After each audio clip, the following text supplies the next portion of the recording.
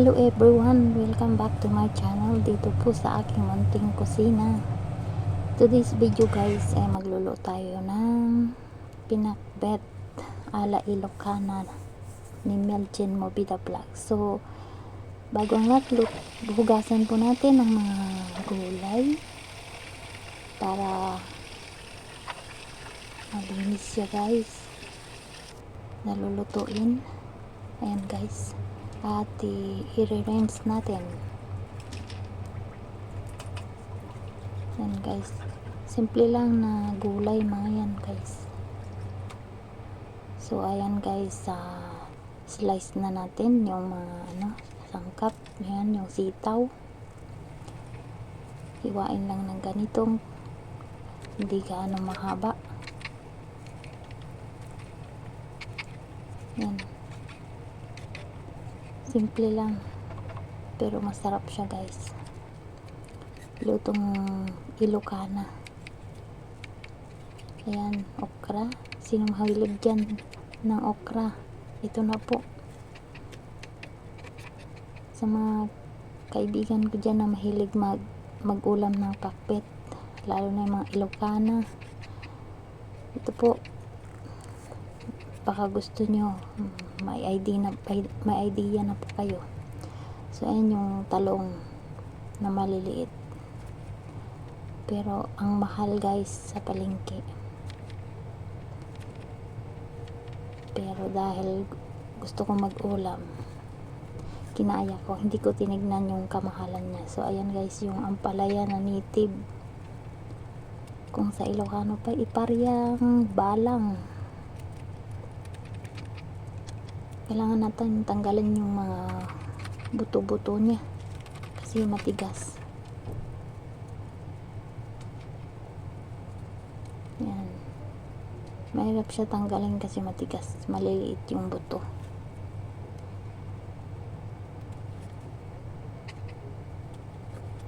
Yung iba naman bata pa yung buto niya, kaya lang tinatanggal ko pa rin kasi baka maano yung lalamunan ko, magasgas. So ayan guys, malapit na matapos sa paghiwa ng gulay. Mga Ilocano mahilig sa pakbet.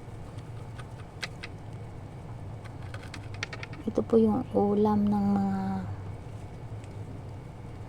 katulad naming mga pobre, mahihirap sa bukid.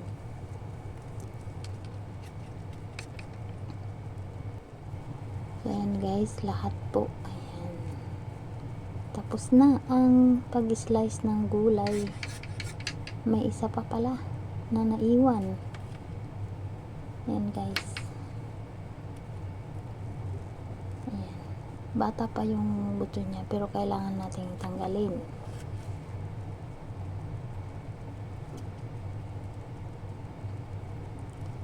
So, thank you so much sa mga nanonood ng aking video.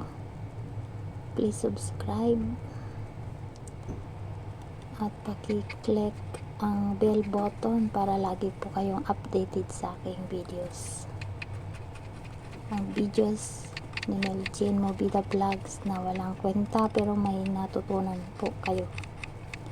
So, ayan guys, ang sibuyas, luya at ang kamatis na pasarap yung asim.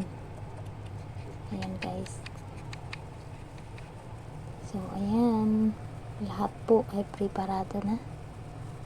So ayan guys, lahat na ay nakahanda na po. Ang gulay, kunting lang gulay, 4 na klaseng gulay lang po. Ayan, samahan nyo ako guys magluto. So start na tayo. Lagay na natin lahat ng gulay, yung talong, sitaw, at isunod yung okra. Ayan, yung okra. And the last is yung ampalaya na wag ka daw bitter. Ayan. So ilalagay natin yung mga sangkap na sibuyas, luya at kamatis.